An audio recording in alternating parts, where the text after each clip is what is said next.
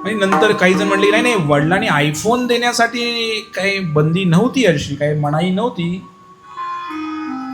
पण त्या मुलाचं आणि वडिलाचं पटत नव्हतं. म्हणजे का पटत नव्हतं?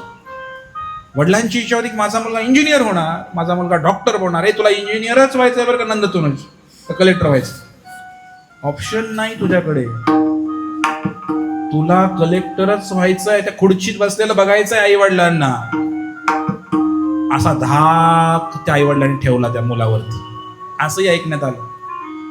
आणि मग काय झालं, तो मुलगा म्हणला मला कलेक्टर नाही व्हायचंय, माझी काही वेगळी स्वप्न आहे, मला काहीतरी वेगळं काहीतरी करायचं आहे. म्हणजे आई वडील म्हणल्यामुळं तो बाप काय ऐकायला तयार नाही. झाला तर कलेक्टर, नाही तोंड दाखवू नको मला. हो म्हणले, तोंड नाही दाखवत म्हणले. आणि तो मुलगा गेलाय का कड्यावरती, तिथून खाली उडी मारली त्याने आई वडिलांच्या समोर. वडिलांनी काय केलं, वाचवण्याचा प्रयत्न केला, तर वडिलाला घेऊन उडी मारली त्याने. वडील पण मेले, मुलगाही मेला. आणि दोन्ही प्रकार त्या आईने डोळ्यात एकत पाहिले. म्हणले मी तर का जगू, त्या आईने पण त्या दरीत उडी मारली. तिघही गेले. 2 दिवसापूर्वीची घटना, कालचीच घटना आहे असं मला, कालचीच घटना. हे काय मनाचा तर खेळ आहे. कदाचित माझी प्रवचनं ऐकली असती त्यांनी आई वडिलांनी तर फायदा झाला असता. तसाही ऑनलाईन भरपूर फायदा होतो, आमच्याच लोकांना फायदा होत नाही. हे माझं दुर्दैव.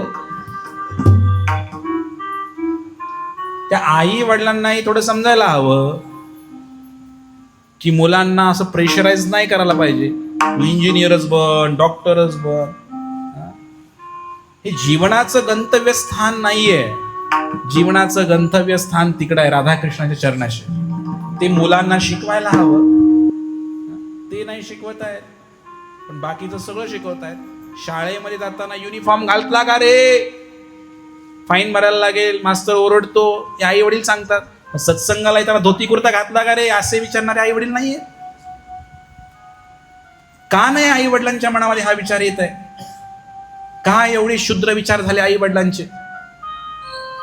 आपल्या मुलाकडे एवढंही लक्ष नाही आई वडिलांचं. बूट घातला का रे, डब्बा घेतला का रे, तर सत्संगाला त्यांना माळ घेतली का रे, धोती कुर्ता घातला का? हसू नका, मी सिरियसली बोलतोय. थोडी लाज वाटायला हवी आई बापांना.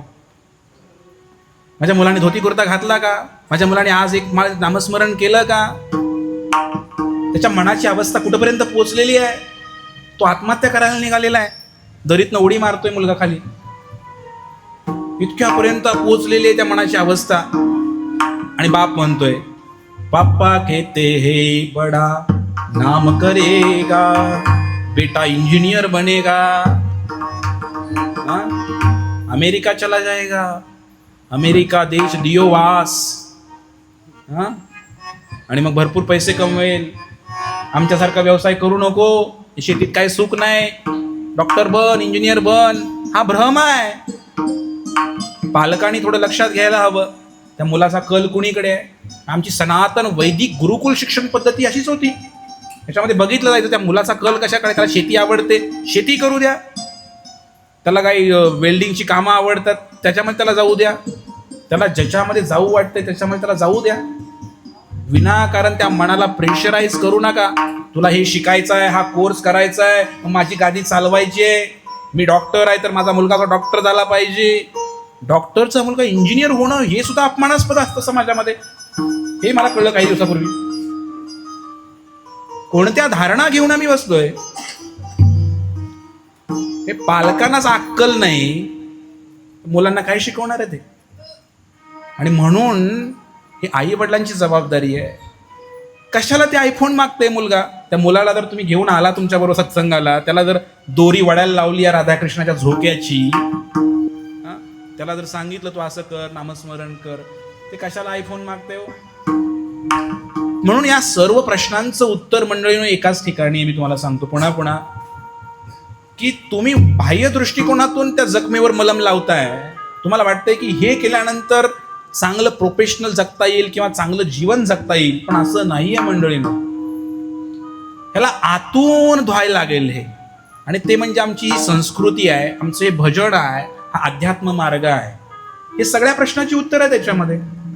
हे मुलांना दिलं तर सगळंच व्यवस्थित होणार आहे. पण हे नाही दिलं मुलांना, आणि तुम्ही मुलांना जर बाह्य दृष्टिकोनातूनच विचारताय, नामस्मरण केलं का विचारत नाही, भगवद्गीता ज्ञानेश्वरी वाचली का म्हणून विचारत नाही, एखादा श्लोक अभंग पाठ केला का म्हणून विचारत नाही. हे कर्तव्य आहे आई वडिलांचं, ते नाही विचारत आहे. मग आम्ही विचारतोय तरी काय? बूट घातले का? अरे बूट घालून कोणाचं कल्याण झालंय का? टाय लावलाय का गळ्याला फास, याने कुणाचं कल्याण झालंय? पालकांनो थोडं जागृत व्हा, त्या मुलांच्या मनाचा विचार करा. तुम्ही तर मेलायच ऑलरेडी, त्या मुलांना मारू नका, त्यांना जगू द्या. त्या मुलांना थोडंसं त्यांना आनंद घेऊ द्या संसाराचा. विनाकारण तू इंजिनियर बनन, तू डॉक्टर बनन, तुला एवढा पैसा खर्च केला आणि तुला खुर्चीत बसलेला बघायचा आहे. कशाला बघायचं खुर्चीत बसलेला? हॉस्टेलला जायचं, कशाला जायचं हॉस्टेलला? अहो घरच्या भाकरी खाऊ द्या कोराला. हॉस्टेलवर जाऊन काय कांड करते तुम्हाला माहिती आहे का? पण हा भ्रम उत्पन्न झालाय पालकांच्या मनामध्ये. म्हणून पालकांची मनस्थिती आधी सुधारणं गरजेचं आहे, आणि मग त्या मुलांची मनस्थिती चांगली होऊ शकते. अपेक्षाच वेगळ्या आहेत, मग अवघड आहे सगळं. म्हणून भजहुरे म्हणा श्री नंद नंदना, ह्या नंद नंदनाचं भजन करायचं, त्या मुलांनाही भजन करायला लावायचं, आणि त्याच्या नशिबात जे आहे ते होणारच आहे. तुम्ही नशीब घडवूही शकत नाही आणि त्याचं अडवूही शकत नाही. हे सगळं श्रीकृष्णाने, सगळी योजना आहे सगळी भगवंताची. भगवान श्रीकृष्ण अर्जुनाला तेच बोलले गीतेमध्ये, अर्जुना ही सगळी माणसं जी आहेत ना, हे सगळे सैनिक आहेत ना, हे भीष्म पितामह, हे द्रोणाचार्य, हे कृपाचार्य, हे 100 कौरव, हे सगळे ऑलरेडी मी मारलेले आहेत. तुला फक्त निमित्त बनायचं आहे. हे सगळं ठरलेलं आहे की कोण मरणार आहे, कोणाच्या नशिबात काय आहे. त्या भीष्मपिताचा मृत्यू कसा आहे ठरलेला आहे. त्या दुर्योधनाचा मृत्यू कसा आहे, भीमाच्या गदेनं तो मरणार आहे, प्रहाराने मरणार आहे, हे ठरलेलं आहे. त्याच्यामध्ये बदल करणं आपल्याला शक्य नाहीये.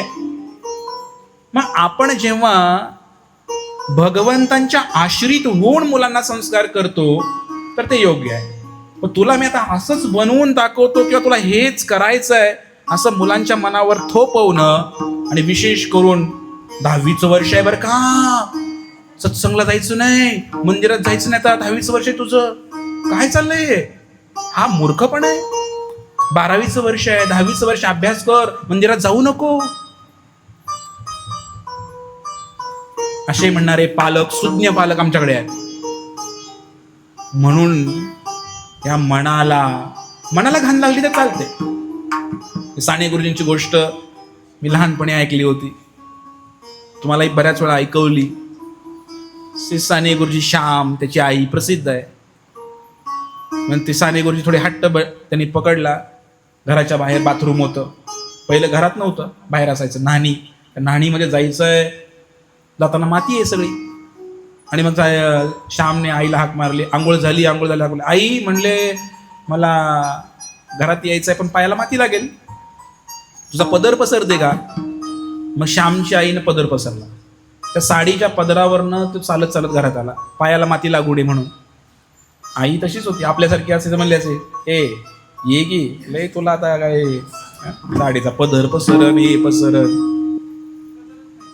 पदरच नाही म्हणतात प्रभूजी, चांगले टॉन्ट मारता तुम्ही. तर ते पदरावरून आले, आणि पदरावरून आल्यानंतर दिवसभर आई काही बोलली नाही. संध्याकाळी शुभं करोती कल्याणम आरोग्यम सगळं झालं, दिवा लावला देवापाशी, जेवण झालं आणि बाळ झोपायला निघालं. तेव्हा आई हळूच म्हणाली, बाळश्याम, पायाला माती लागू नये म्हणून जपतोस ना, तसं मनाला घाण लागू नये म्हणून आयुष्यभर जप. हा, याला म्हणतात आदर्श पालक. त्या मनाची काळजी करा त्या मुलांच्या. त्याला इंजिनियर आणि डॉक्टर बनवायच्या मागं लागू नका. हा मूर्खपणा होऊन बसेल पालकांचा.